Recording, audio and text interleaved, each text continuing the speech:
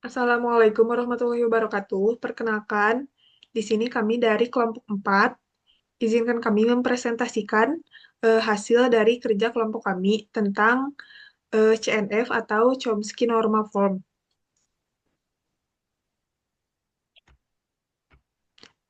Pertama-tama, perkenalkan nama saya Zahra Milani Hermawan dengan NIM 1038. Saya Tantiana Lahirunisa dengan NIM 1056. Saya Amelia Nur Fitriani dengan NIM 008.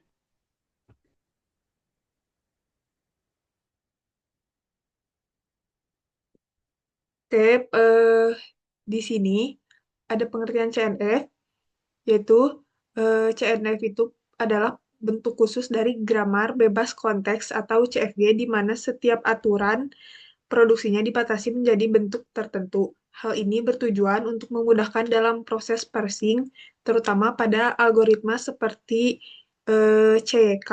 Dalam CNF, produksi harus berupa dua non-terminal atau satu terminal. Ini membantu menyederhanakan pemrosesan dan analisis struktur bahasa. Kemudian selanjutnya ada manfaat CNF. Dengan menggunakan CNF, grammar menjadi lebih terstruktur dan seragam. Ini sangat bermanfaat dalam pengembangan compiler, pengenalan pola dalam NLP atau Natural Language Processing, serta dalam analisis teoritis terhadap bahasa formal. Meski membuat grammar menjadi lebih panjang, kejelasan strukturnya itu meningkatkan akurasi dan efisiensi dalam parsing. Kemudian konversi CFG ke CNF secara umum. Konversi CFG ke CNF merupakan proses sistematis yang dilakukan dengan langkah-langkah seperti menghapus produksi eh, produksi E, menghilangkan unit production serta membagi produksi panjang. Tujuan dari semua langkah ini adalah untuk memastikan bahwa grammar memenuhi format CNF tanpa mengubah bahasa yang dihasilkan oleh grammar tersebut.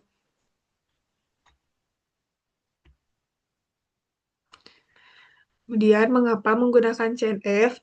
Jadi, CNF ini menyederhanakan struktur grammar, mempermudah implementasi algoritma parsing seperti CYK, memperjelas hubungan antar simbol. Langkah-langkah konversi CFG ke CNF, yang pertama, menghapus produksi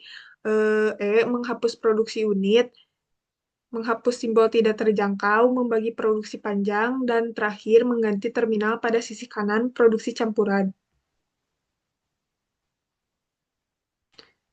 Selanjutnya, Amelia.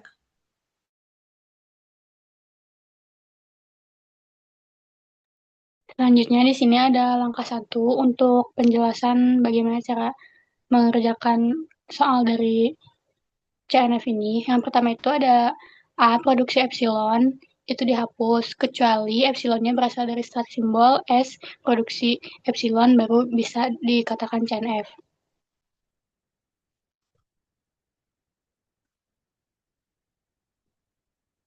Lalu pada langkah kedua ini hapus unit production, di mana unit production ini A memproduksi B dengan menggantikan A dengan semua produksi milik B.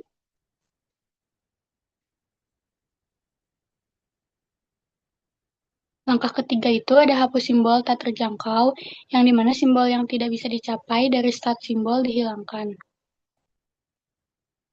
Langkah keempat, yaitu bagi produksi panjang. Di sini ada contoh A produksi B, C, dan D diperoleh menjadi A produksi B, X1, dan X1 produksinya C dan D. Langkah kelima, yaitu ganti terminal dalam produksi campuran. Contohnya, A produksi A kecil dan B besar menjadi A produksi X, B besar, dan X produksi A kecil.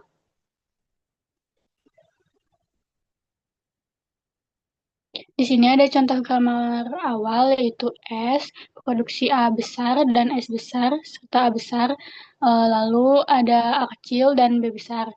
Di bawahnya ada A besar, produksi B besar, dan S besar, lalu B besar, produksi B kecil, dan epsilon.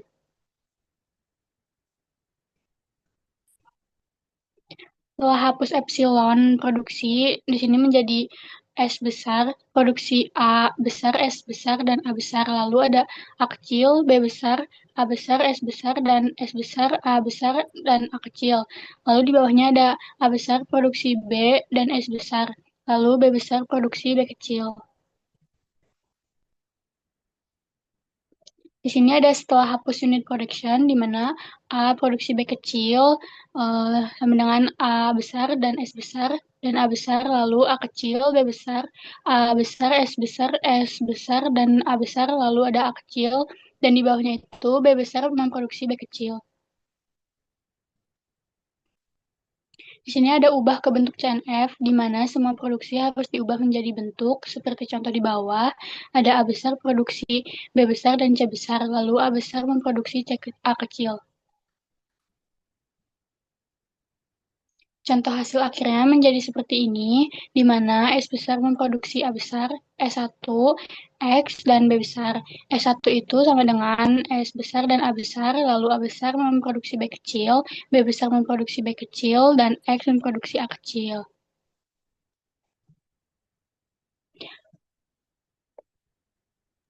Nah, di sini juga ada keuntungan CNF, yaitu membantu parsing algoritma seperti CYK, yaitu standarisasi grammar, mempermudah analisis bahasa formal.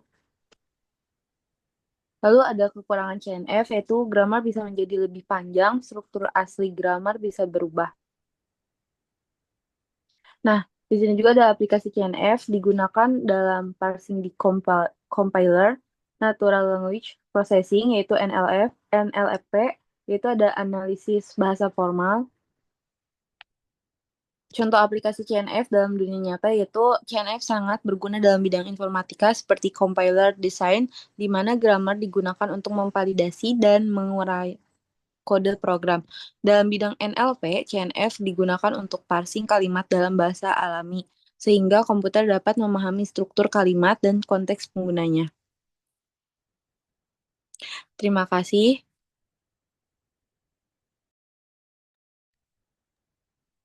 Mungkin Terima dicukupkan sekian dari kelompok 4. Mohon maaf bila terdapat banyak kesalahan. Wassalamualaikum warahmatullahi wabarakatuh.